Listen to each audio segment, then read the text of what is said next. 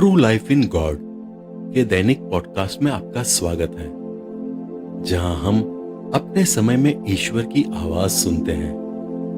हम उन्हें सचमुच जान पाते हैं और उनके साथ एक और भी निजी रिश्ता बना पाते हैं। एपिसोड 139 16 जनवरी 1991। हे प्रभु, तू फिर कहाँ है? प्यासी जमीन की तरह मैं तेरे लिए तरस रही हूं। ऊपर से नीचे आकर मुझसे मिल ले। मेरे दीपक का तेल खत्म हो रहा है। हमेशा की तरह मेरे दीपक को भरने आ। मेरी शांति पाओ।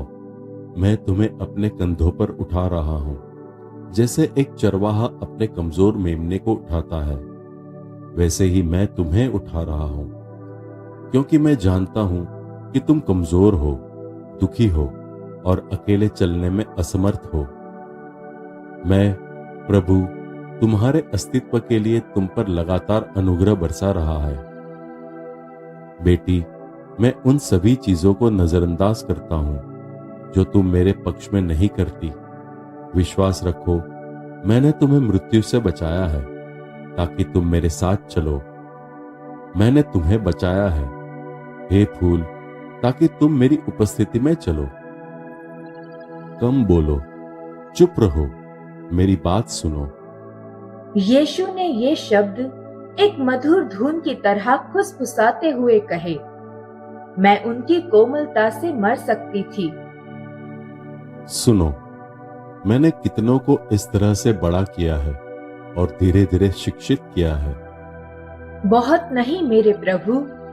तो मुझ पर भरोसा रखो। यीशु ने फिर धीरे से फुसफुसाया।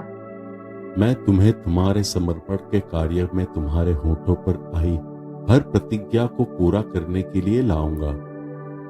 सुनो, तुम्हारे उद्धार के लिए मुझसे और मेरी मां से ज्यादा दृढ़ और कौन था?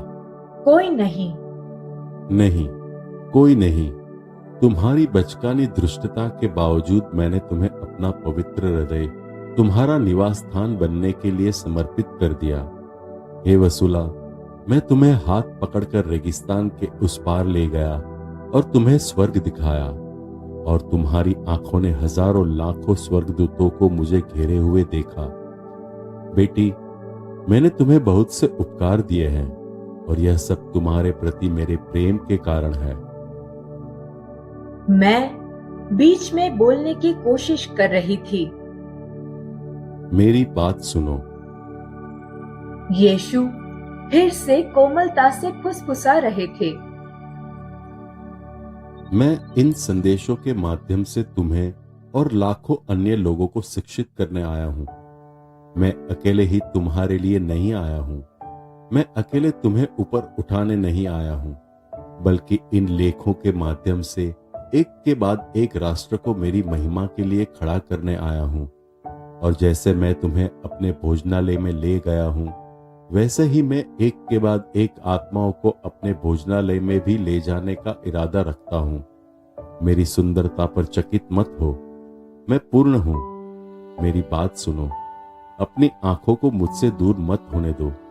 मेरी स्तुति करो, और यदि तुम मुझे अनुमति दो तो मैं उन्हें बंदी बना लूंगा। मैं तुम्हारी दृष्टि को मेरे अपनी पूर्णता पर केंद्रित रखूंगा, ताकि तुम में तुम्हारी अपनी पूर्णता की इच्छा जागृत हो। मैं चाहता हूं कि तुम सुंदर, धन्य और पवित्र बनो। इसलिए मुझे स्वर्ग की ओर कदम दर कदम ले जाने की अनुमति दो। यह सच है कि मैंने तुम्हें एकता का प्रतीक बनने और बाहर जाकर गवाही देने के लिए उठाया है, लेकिन क्या मैं तुम्हारे मिशन के लिए वह सब कुछ नहीं देख रहा हूं जिसकी तुम्हारी आत्मा को आवश्यकता है? तुम निर्जन थे, एक रेगिस्तान। इसलिए मेरी बात सुनो। अपने उद्देश्य को पूरा करने के लिए मैं तुम्हारे जंगल में आया, ताकि तुम में अपना तंबू खड़ा करूं, तुम्हें समृद्ध करूं और तुम्हें अपनी शांति और अपना निवास बनाऊं। अब तुम मेरे हो और तुम मेरे अपने और मेरे मंदिर हो। इस कारण से मैं तुम्हें अपनी आंखों की पुतली की तरह निंदक दुष्टात्मा से बचाता हूं। जो लगातार विभिन्न तरीकों से तुम्हारी भूमि पर आक्रमण करने, उसे तबाह करने और तुम्हें उजाड़ने का प्रयास करते हैं। एक पहरेदार की तरह मैं दिन रात तुम्हारी निगरानी करता हूँ। एक प्रहरी की तरह मैं तुम्हें सभी घुसपैठियों से बचाता हूँ। आहा, नहीं, किसी को भी मेरी संपत्ति में प्रवेश करने की अनुमति नहीं दी जाएगी। हे प्रिय, मेरी आत्मा से धन्य, मुझे अपनी इच्छाओं को तुम्हारे भीतर फुसफुसाने की अनुमति दो, ताकि वे बड़ी संख्या में आत्माओं द्वारा लिखे और पढ़े जाएं, और इन पंक्तियों से वे सुन सके मेरी आवाज, प्रेम की आवाज। मैंने सिर्फ तुमसे ही नहीं बल्कि हर आत्मा से बात की है। इसलिए हे जरूरतमंदों, मेरे पास आओ, मैं तुम्हें तुम्हारे दुखों से उबार कर अपने हृदय से लगा लूंगा। हे निराश लोगों, मेरे पास आओ और मैं तुम्हारे भीतर से नदियां बहा दूंगा। हे थके हुए लोगों, मेरे पास आओ और अपना सिर मुझ पर रखो। हे आत्मा, मुझ में विश्राम करो। तुम्हारे कष्ट, तुम्हारी चिंताएं मैं सहूंगा। उन्हें मुझे दे दो, मुझे अर्पित करो और मैं तुम्हें राहत दूंगा। आनंदित हो, क्योंकि तुम्हारे शून्य में मैं ही सब कुछ हूं। तुम्हारी दरिद्रता में मैं ही राजा हूं और मेरे प्रति तुम्हारे समर्पण में मैं अपनी इच्छा पूरी कर सकता हूं। धर्म और न्याय तुम्हें देख रहे हैं, इसलिए मुझे निराश मत करो। आत्मा, मोक्ष तुम्हारे द्वार पर है। वसुला, मेरे प्रेम को अपने ऊपर आच्छादित होने दो। सचेत रहो और मेरी उपेक्षा मत करो। याद रखो, मैं तुम्हारा जीवन साथी हूं। मैं, प्रभु, तुम्हें आशीर्वाद देता हूं। मुझे अपने मन में बंद रखो, यह मुझे बहुत प्रसन्न करता है। मैं तुमसे असीम प्रेम करता हूं। मेरे पास आना। 18 जनवरी 1991 मेरे जन्मदिन के लिए संदेश। तुम्हें शांति मिले। मेरा दिव्य हृदय तुम्हें बिना किसी भय के आगे बढ़ने के लिए प्रोत्साहित करेगा। और पिता उदार है। मुझ पर विश्वास रखो, मुझ पर भरोसा रखो। नन्ही बच्ची, मैं तुम्हें सांत्वना से भर दूंगा। पिछले कुछ दिनों से मैंने न तो ईश्वर को अपने पास महसूस किया और न ही उन्हें देखा। मुझे ऐसा लगा जैसे उन्होंने मुझे छोड़ दिया है और मैं उदास थी। मैंने तुम्हें परखा है। मुझे समय समय पर तुम्हारा आकलन करने दो। वसुला, भले ही तुम्हें सब कुछ खोया हुआ लगे, निराश मत हो। मैं तुम्हारा रास्ता आसान करूंगा, लेकिन साथ ही मैं तुम्हें अस्वीकृति के संकेत के रूप में उजागर करूंगा। एकता के लिए अस्वीकृति, उन लोगों में ईमानदारी का अभाव है, तो वे अपने बीच के आपसी खाई को कैसे पाट सकते हैं? परंतु प्रभु, क्या तुम्हारा मतलब यह है कि वे अंत में तुम्हारे संदेशों को अस्वीकार कर देंगे? नहीं, मेरे संदेश तुम्हारे बिना अपने मार्ग पर चलेंगे, लेकिन तुम इधर उधर फेंकी जाओगी। मैं तुम्हारे उत्पीड़कों के अपवित्र हाथों को तुम्हें मारने और खुलेआम तुम्हारे साथ दुर्व्यवहार करने की अनुमति दूंगा। मैं उन्हें तुम्हारा विरोध करने की अनुमति दूंगा और फसल को तबाह करने वाले कौवों की तरह वे तुम पर हमला करेंगे। तुम उनकी नजरों में हारे हुए दिखाई दोगे, क्योंकि वे जो घाव तुम पर पहुंचाएंगे वे प्रभावशाली होंगे। ये घाव, मेरी बच्ची, तुम्हें मेरे घर के भीतर से और मेरे अपने द्वारा दिए जाएंगे। ये तुम्हें काइन के वंश से दिए जाएंगे। मैं उन्हें एक निर्दोष बच्ची पर प्रहार करने की अनुमति दूंगा, लेकिन उनकी खुशी शोक में बदल जाएगी। हाँ, तुम हारे हुए के रूप में दिखाई दोगी मेरी वसुला, लेकिन क्या मैं भी हारे हुए के रूप में नहीं दिखाई दे रहा हूं?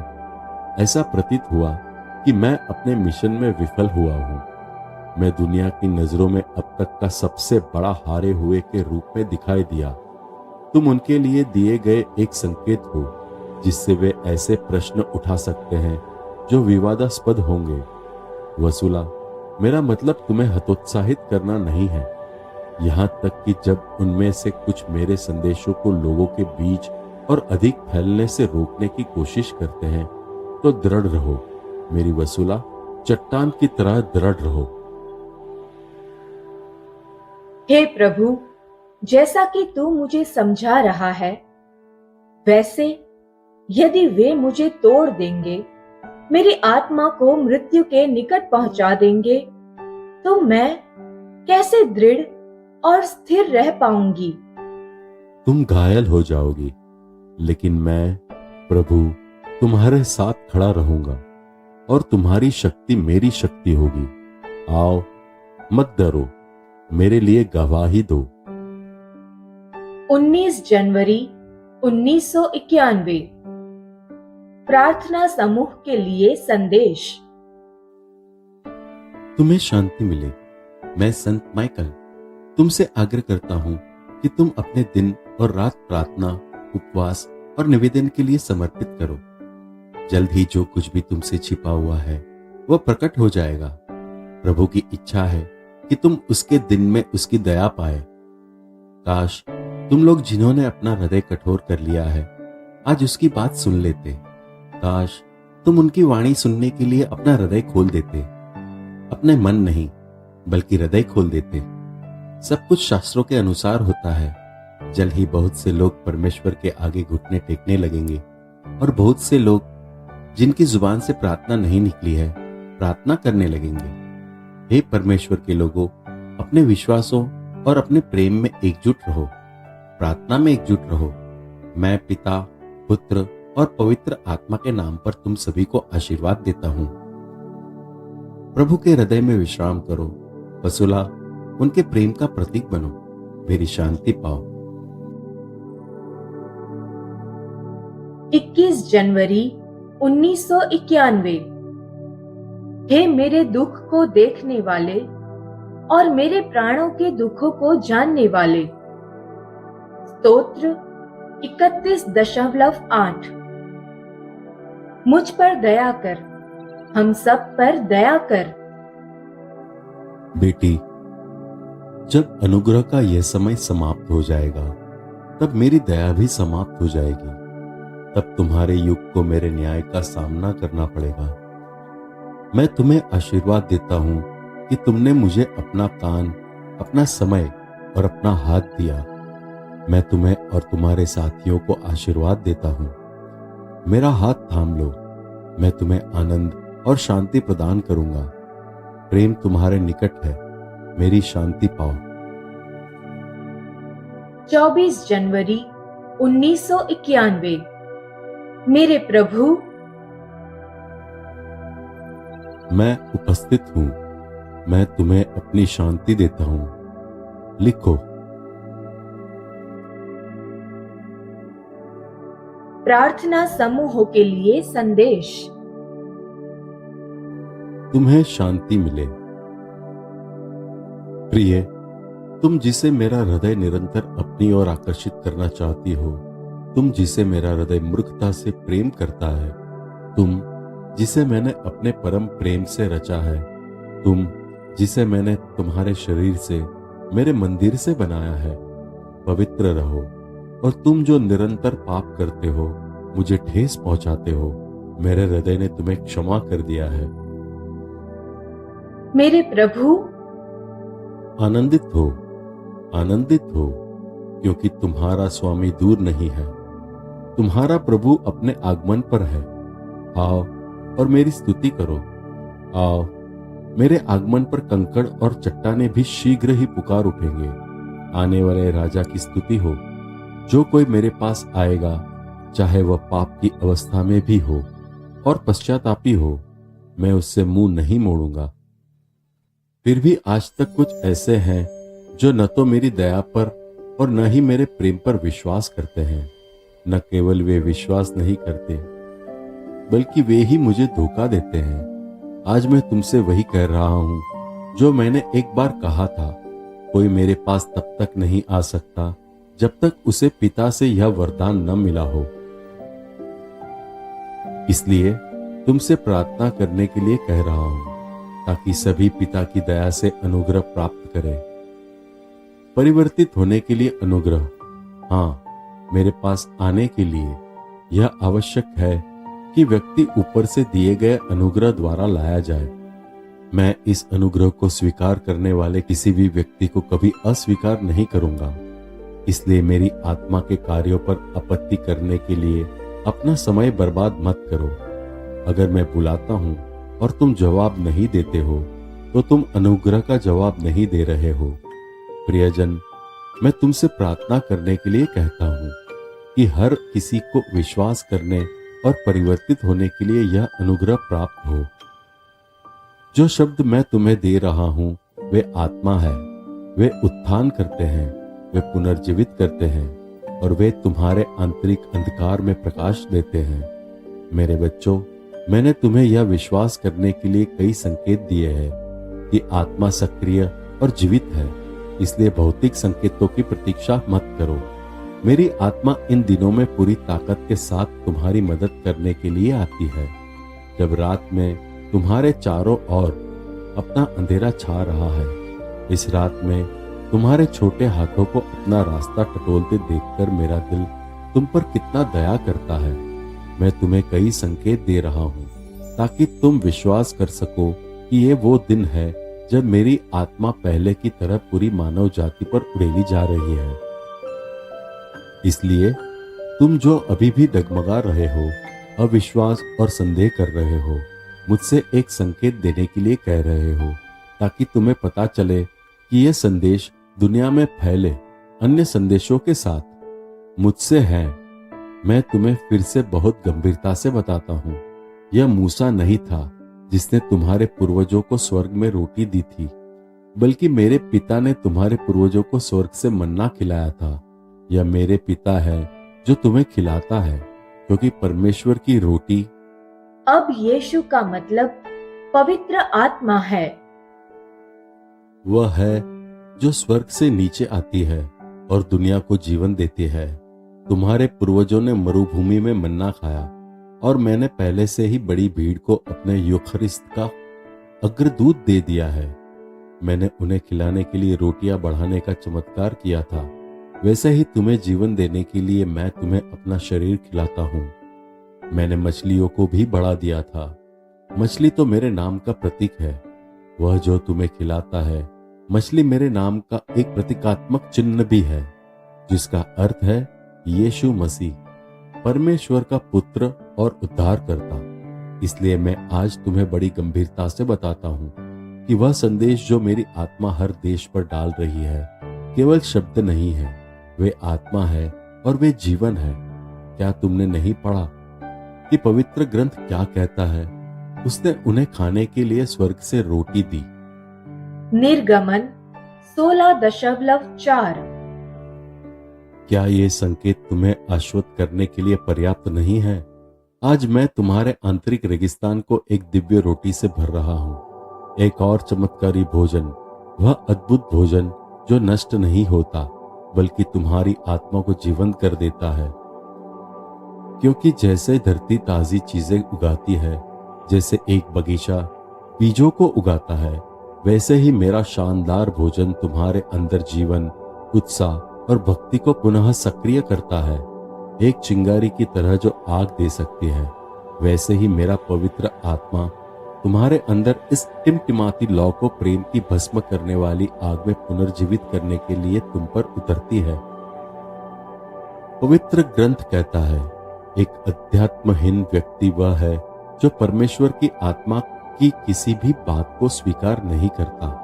वह इसे सब बकवास के रूप में देखता है।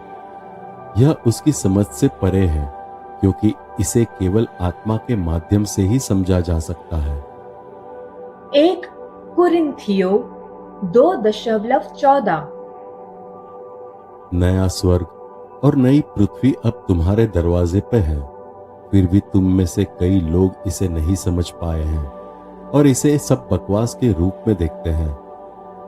ये अध्यात्महीन लोग मेरे सभी संकेतों को सतही तरीके से लेना पसंद करते हैं और मेरे दिव्य संदेशों का उपहास करते हैं, लेकिन पवित्र ग्रंथ पूरा हो रहा है, क्योंकि उन्होंने वास्तव में घोषणा की थी कि अंतिम दिनों के दौरान ऐसे लोग होंगे जो मेरे वादे का मजाक उड़ाएंगे।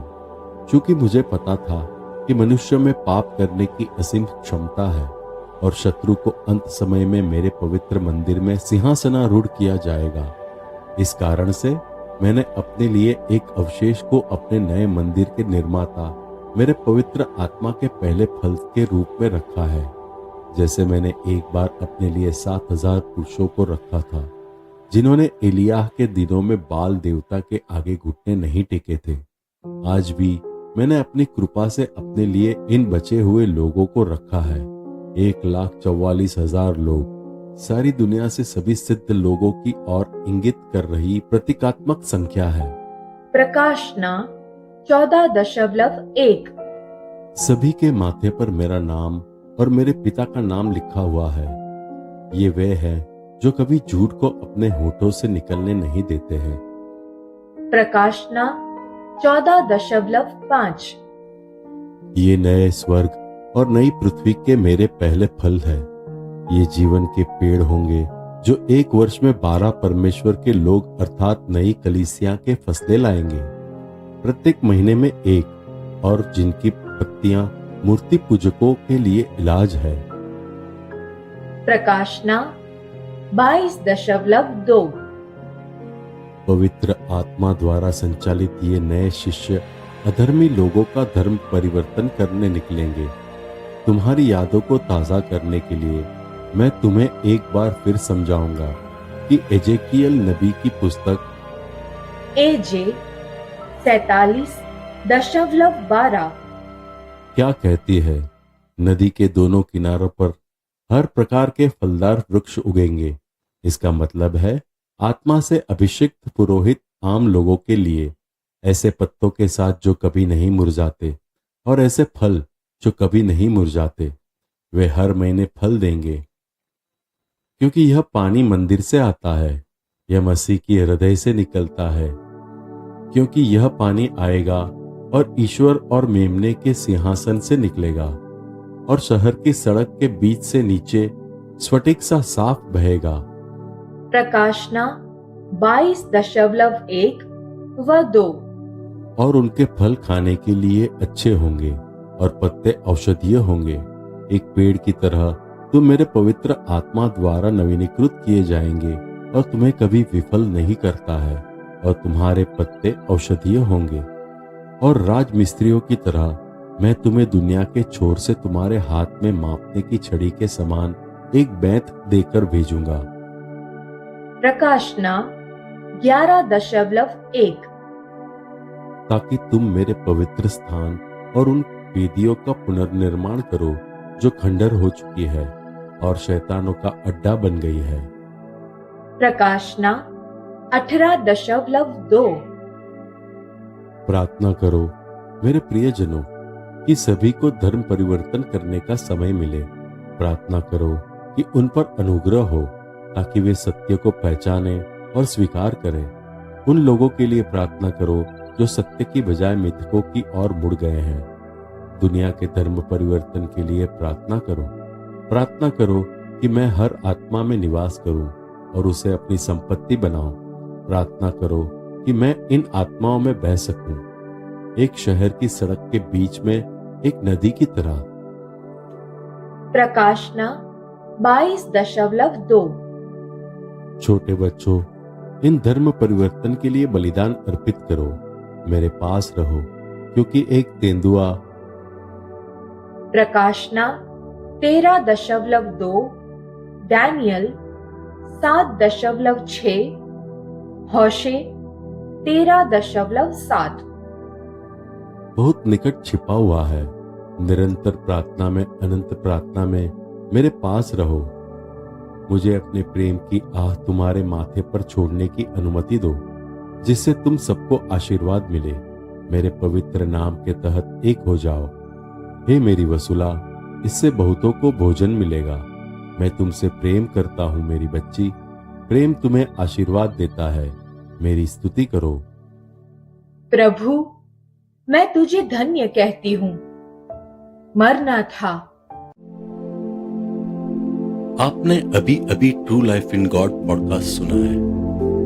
कल हम फिर एक नए एपिसोड के साथ आपसे मिलने के लिए उत्सुक है।